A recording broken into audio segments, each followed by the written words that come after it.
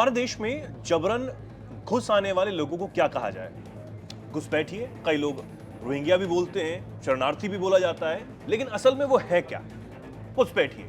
कई लोग जबरन घुसे हैं, कई लोगों को अब सरकार ने शरण भी दी है, कई सालों से यहां पर रह रहे हैं। इसको लेकर अब बवाल मचा हुआ है। Chief justice of India justice Suryakant पर इस पूरे मामले को लेकर कई लोग नाराजगी जता रहे हैं। क्यों नाराजगी जता रहे हैं? ऐसा क्या सीजीआई ने टिप्पणी की है सुप्रीम कोर्ट में, और उनके समर्थन में अब क्या कुछ हो रहा है, इन सब पर आज हम इस वीडियो में बात करने वाले हैं। तो पूरी वीडियो देखिएगा, अंत तक बने रहिएगा। दरअसल रोहिंग्या शरणार्थियों के ऊपर एक टिप्पणी सुप्रीम कोर्ट की तरफ से की जाती है। सुप्रीम कोर्ट के मुख्य न्यायाधीश जस्टिस सूर्यकांत पर सवाल खड़े किए।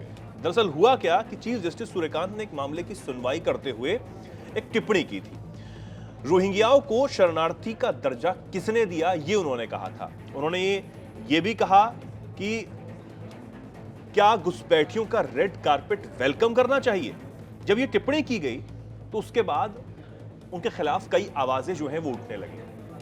दरअसल ये सुप्रीम कोर्ट में मामला कैसे पहुंचा, ये भी आप जान लीजिए। सुप्रीम कोर्ट मशहूर लेखिका और मानवाधिकार कार्यकर्ता डॉक्टर रीता मनचंदा की एक याचिका पर सुनवाई कर रही थी, जिसमें आरोप यह लगाया गया था कि भारत में जो कई रोहिंग्या हैं, शरणार्थी हैं, उनको हिरासत में लेकर गायब कर दिया गया है। सुनवाई के दौरान जो सीजीआई हैं, उन्होंने अपनी टिप्पणी में रोहिंग्याओं पर कहा था कि पहले आप सुरंग खोदकर या बाढ़ को पार कर अवैध रूप से घुसते हैं, फिर खाना, पानी और तमाम जो जरूरी बुनियादी चीजें होती हैं, पढ़ाई का हक होता है, फिर वो मांगते हैं। तो क्या आपका रेड कारपेट वेलकम करना चाहिए?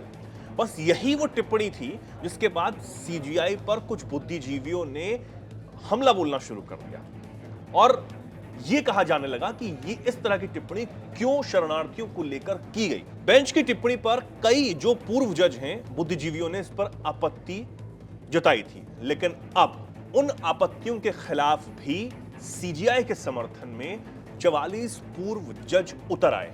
44 रिटायर्ड जजों ने आपत्ति करने वालों को आड़े हाथों लेने का काम किया है और एक साझा बयान उन सब ने जारी किया है, सभी के सिग्नेचर के साथ। 44 लोगों की लिस्ट आप देख रहे हैं अपनी स्क्रीन पर। ये 44 जो पूर्व जज हैं, उन्होंने सीजीआई के समर्थन में अब खुलकर अपनी बात रखने का फैसला किया है।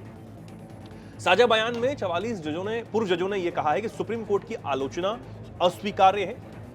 उनका कहना है कि न्यायिक कार्रवाई पर तर्कसंगत आलोचना की जा सकती है, लेकिन सीजीआई के खिलाफ प्रेरित अभियान चलाया जा रहा है। यह न्यायपालिका को बदनाम करने की कोशिश है, करने का एक प्रयास है।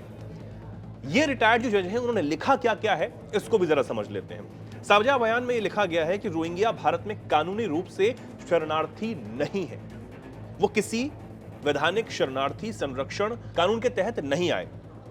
भारत में यूएन रिफ्यूजी कन्वेंशन 1951 और 1967 प्रोटोकॉल पर दस्तखत नहीं किए। भारत की जिम्मेदारियां संविधान और घरेलू कानूनों से आती हैं। अवैध रूप से आए लोगों को आधार, राशन कार्ड जैसे दस्तावेज कैसे मिले, ये गंभीर चिंता की बात है। ये पहचान प्रणाली की अखंडता को नुकसान पहुंचाता है।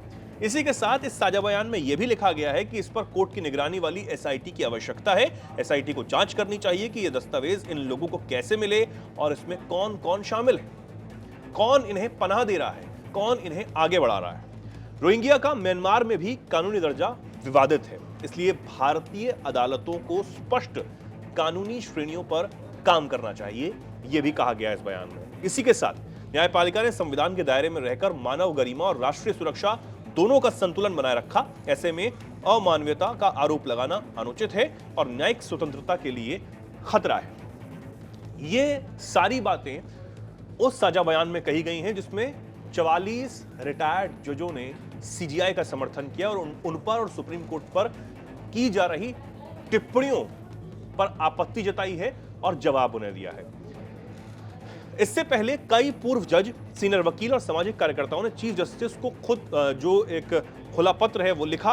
रोहिंग्या शरणार्थियों के मामले में टिप्पणी को संवैधानिक विरोधी, अमानवीय और बेहद गैर जिम्मेदाराना बताने का काम किया गया था। उनका यह कहना था कि जो ये टिप्पणी है वो नरसंहार से भाग रहे लोगों को अपमानित करती है। भारत के संविधान का अनुच्छेद 21 हर व्यक्ति को जीवन और स्वतंत्रता का अधिकार देता है, चाहे वो भारतीय हो या फिर नहीं। ऐसे में कोर्ट की भाषा न्यायपालिका की साख को नुकसान पहुंचाती है। ये बातें सीजीआई की टिप्पणी के बाद कही गई थी, लेकिन अब जो रिटायर्ड जज हैं, 44 पूर्व जज, वो अब खुलकर सीजीआई के समर्थन में आ गए हैं और तमाम बातें वो अब कहते हुए नजर आ रहे हैं। तो फिलहाल पूरे मामले पर लगातार बहस जो है वो छिड़ी हुई है।